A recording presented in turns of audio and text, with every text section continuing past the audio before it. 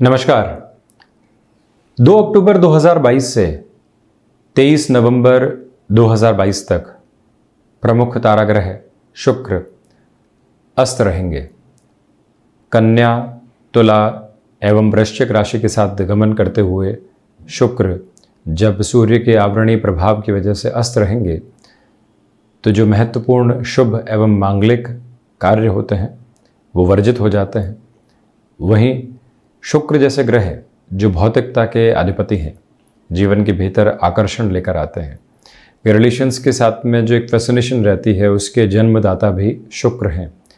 किस तरह से व्यक्ति खुद को प्रेजेंट करेगा, लोगों के सामने रखेगा, अपनी वक्ता कौशल को कैसे इस्तेमाल करने वाला होगा, संवाद की श्रेणी के साथ में कितने धैर्य की आवश्यकता है और कहाँ लोगों को आकर्षित करने के लिए थोड़ा सा उत्तेजित करने की भी आवश्यकता है, वो सारी ताकत शुक्र के माध्यम से निकल कर आती है।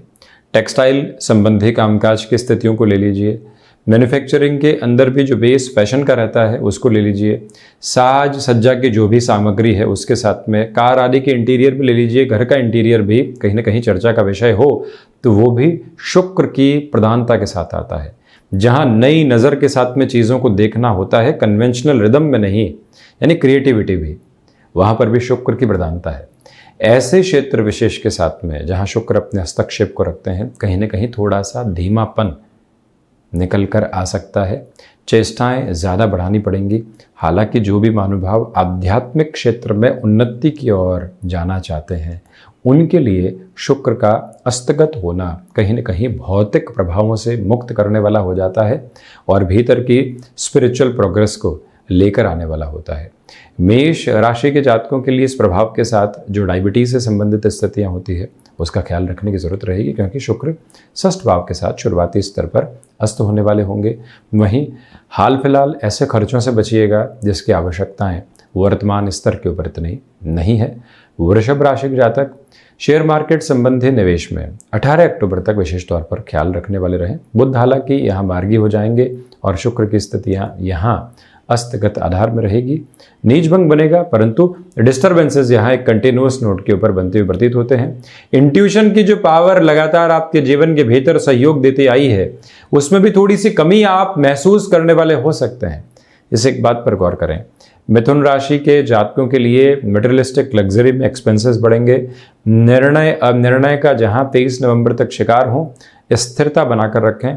किसी रिलेशन में कुछ महीनों पहले ही जुड़े थे, अब डिटैचमेंट निकल कर आता है या फिर बारंबार एक्सपेक्टेशंस का बोझ निकल कर आता है, तो ये समझने की ज़रूरत रहेगी कैसा हो क्यों रहा है, वहीं से कहीं ना कहीं क्लियर कैलकुलेशन सामने होगी। तो वहीं कर्क राशि की चर्चा करें। विशेष तौर पर 18 अक्टूबर तक के समय अंतराल में ये निवेदन आपसे हम करना चाहेंगे कि कामकाजी जीवन के अंदर खुद को हतोत्साहित करने से बचिएगा। जो कई बार एक तरह से फैसिनेशन ड्राइविंग फोर्स बनकर सामने होती है उसमें कमी रह सकती है। डिसाइसिव मूवमेंट के ऊपर जो प्रेजेंटेशन की स्किल होती है या फिर जो वक्ता कौशल होता है वो धोखा दे सकता है, परंतु आध्यात्मिक प्रवाह यहाँ चहुओं और प्रगति की ओर आपको लेकर जाने वाला रहेगा।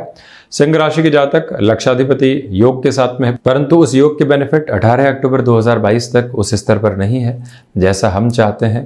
पारिवारिक जनों के साथ दूरी नहीं बने, इस बात पर गौर करें। वहीं पर आप कोई भी नए बिजनेस की एक तरह से नई शुरुआत करना चाहते हैं, वहाँ पर भी धीमेपन की ज़रूरत आपके लिए रहेगी।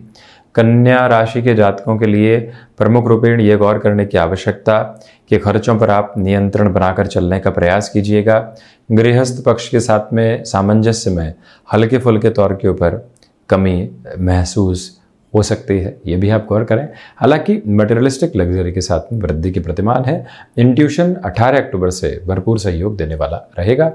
तुला राशि के जातक लक्षाधिपति योग देख रहे हैं, परंतु यहाँ जो लगभग 23 नवंबर तक का समय है विदेश संबंधी कार्यों में कई बार संभावनाओं को बनाएगा। शून्य भी सामने निकल कर आएगा, परंतु उन्नति भी है, ये क्रम चल रहा है। स्वास्थ्य में यूरिन इन्फेक्शन को रिलेट करते हुए प्रॉब्लम्स रही है तो उसके साथ बराबर ट्रीटमेंट की अप्रोच को आप लेकर चलें।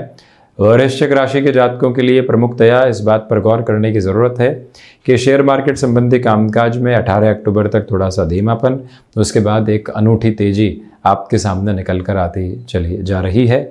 तो वहीं आप ये भी स्पष्ट तौर पर मानिएगा कि यहाँ पर विद्यार्थी वर्ग डिस्ट्रैक्शंस का शिकार हो सकता है।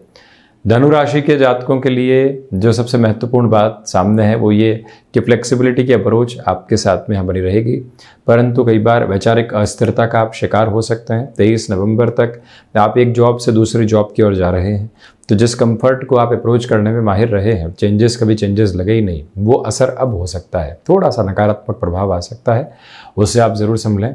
मकर राशि के जातक इंटीरियर संबंधी कामकाज में खुद को अपडेट करते हुए चलें, नहीं तो दूसरे लोगों से कहीं न कहीं पिछड़ापन सामने निकल कर आ सकता है। विद्यार्थी वर्ग यहाँ रिलेशन के साथ बहुत ज़्यादा फोकस नहीं करें, क्योंकि एजुकेशन के ऊपर पूरे तरीके से खुद को एक कंसर्निंग अप्रोच में लेकर चलने का ये टाइम सामने बना हुआ है। वहीं व्यापारिक जीवन के अंदर कंफर्ट लेवल धीरे धीरे स्थापित होता चला जाएगा। कुंभ राशि के जातक यहाँ पर फैसिनेशन के साथ बिल्कुल भी खुद को ड्रिवन नहीं करें। देखिए, 7.5 का प्रथम प्रवास काल है, इधर शुक्र की स्थितियाँ अस्त रहेंगी। शुक्र और शनिदेव का मित्रवत आधार रहता है। अक्टूबर नवंबर ये महीने रहेंगे जहाँ शनिदेव एवं देवगुरु बृहस्पति मार्ग भी होंगे, इसी वजह से थोड़ा सा संभल कर चलने की आवश्यकता है। मीन राशि के जातकों के लिए यहाँ पर गृहस्थ पक्ष के साथ थोड़ी सी तनातनी निकल कर आ सकती है, उसे संभलिएगा। इंट्यूशन के बेस में 18 अक्टूबर तक कमी रहेगी, फिर वृद्धि है। जिस कॉन्फिडेंस के साथ आप चले हैं वो शुरुआती अक्टूबर के महीने में उतना नज़र नहीं आता है। मटेरियलिस्टिक लग्जरी से डिटैचमेंट रहने वाला होगा। तो ये था शुक्र का होने वाला अस्तगत प्रभाव जो यहाँ सम्मुख है। हम ऐसे ही चर्चाओं के साथ उपस्थित होते रहेंगे। धन्यवाद एवं आभार।